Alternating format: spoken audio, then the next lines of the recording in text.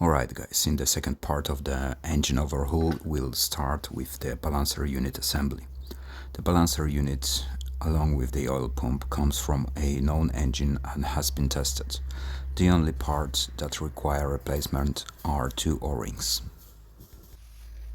And I will include the following: all the tightening torques, essential points to look at, step-by-step process of reassembling, part numbers needed for this job. You will have a general overview of engine construction.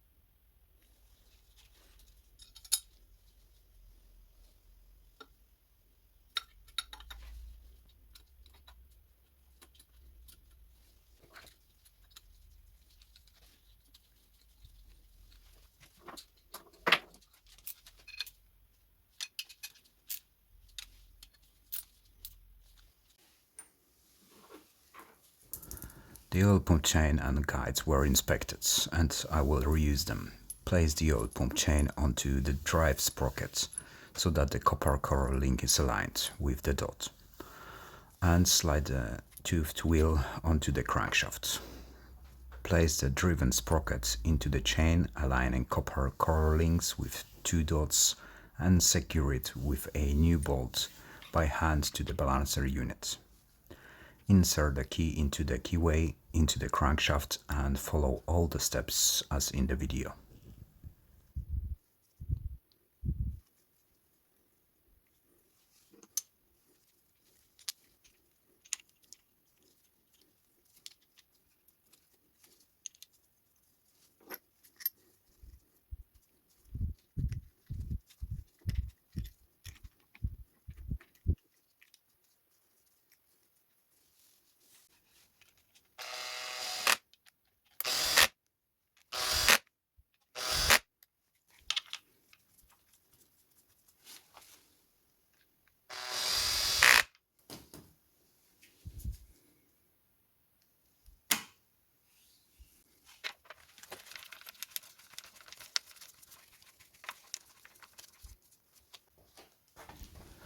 Here I am turning the crankshaft to enable easy access for a special tool.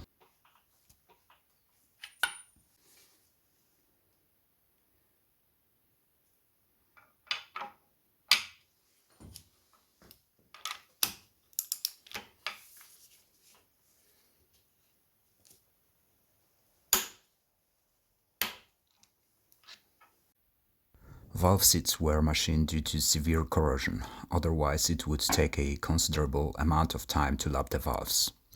I encountered corrosion on most of the valve seats, therefore do not hesitate to perform the machining. Some of the exhaust valves were reused to reduce the cost of repair. All the valves were machined on both the valve face and top of the stem to adjust their length.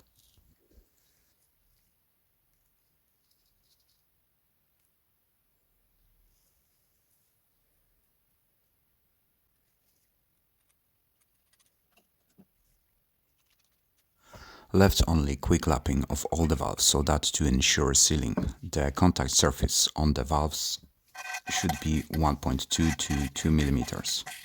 After lapping, a grayish stripe appears on the valve face, which is the contact surface in this case.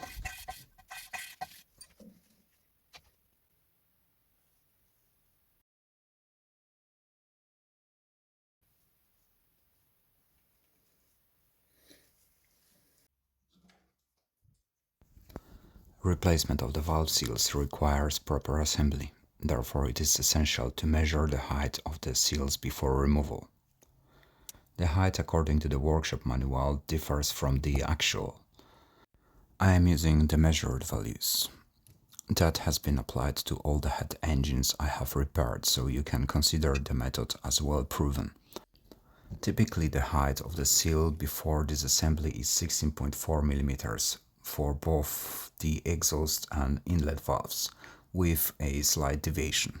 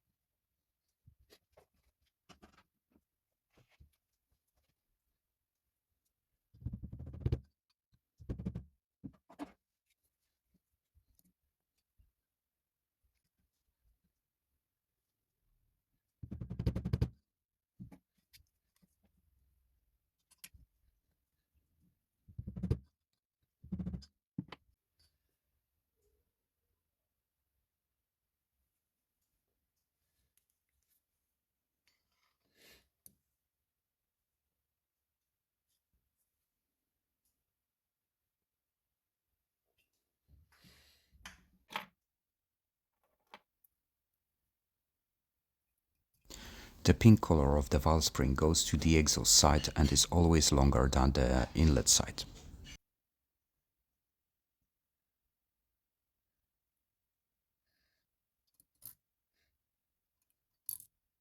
Valve keepers are already mounted into the upper valve spring seat.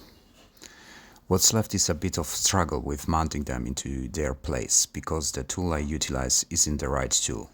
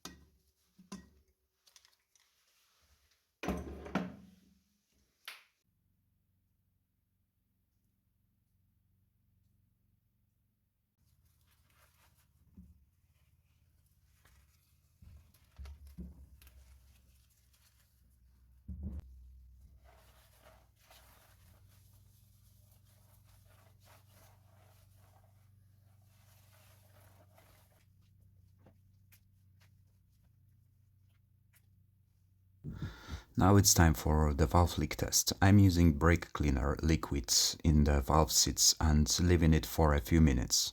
If a leak is found, repeat the valve lapping process.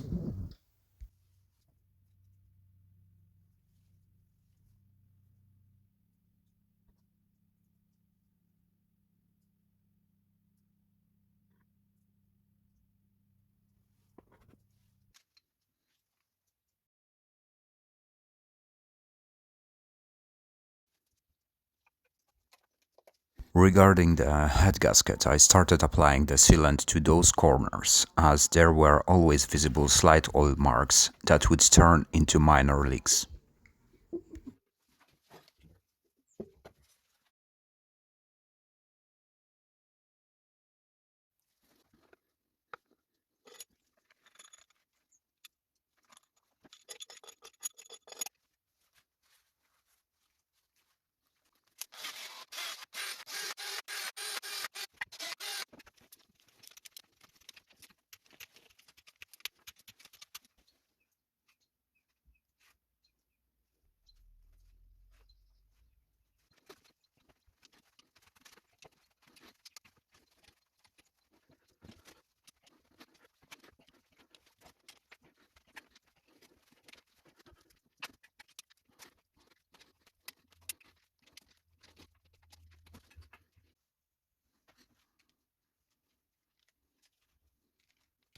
Assemble the earlier prepared tappets with a generous amount of oil around them. I have attached a link to a video on how to prepare tappets. You can find it in the description.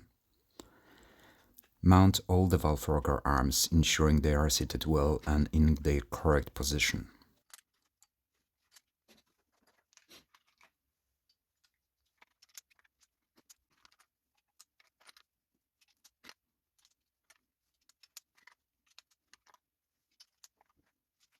Next, the inlet camshaft is to be mounted, marked with 2 dots on the sprocket pointing towards the exhaust camshaft.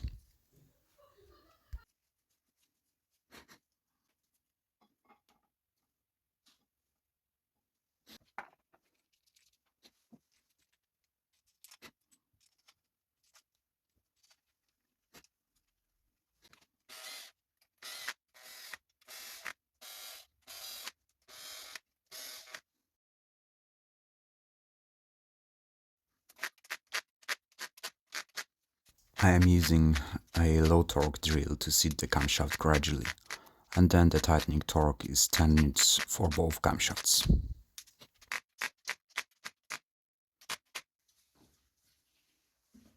The exhaust camshaft has just one marking dot, which should be aligned between the 2 dots of the inlet camshaft as shown here.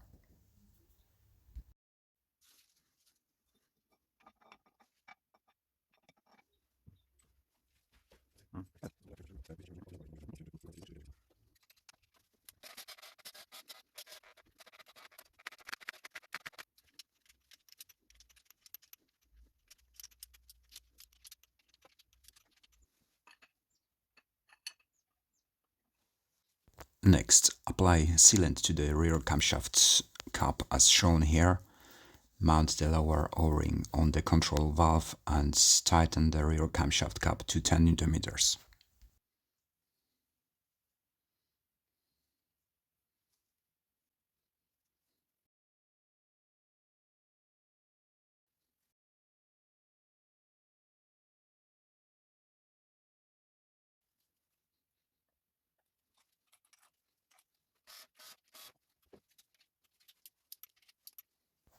Mount the oil shower pipe and tighten it to 10 Nm.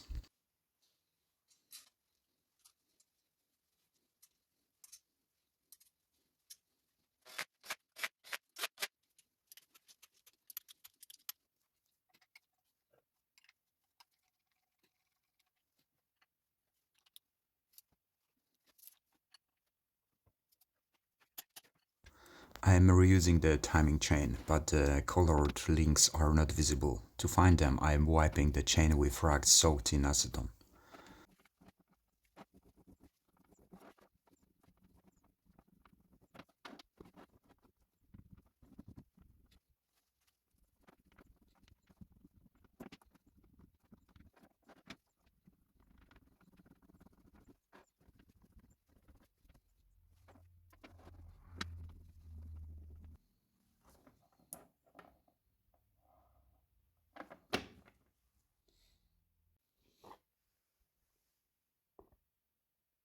Align the mark on the sprocket so that it's flush with the top of the head's engine. The key is 90 degrees against the bottom part of the engine block.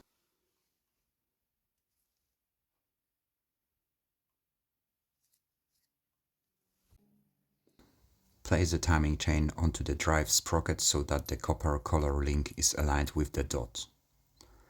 Put a second copper link on the driven sprocket aligned with the dots.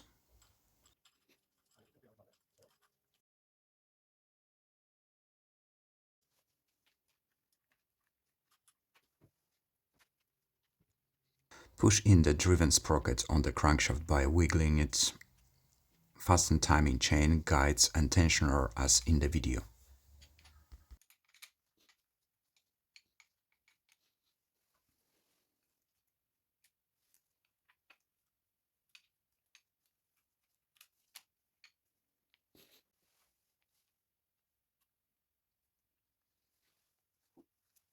Tighten the tensioner to 10 Nm and timing chain guides to 26 newts.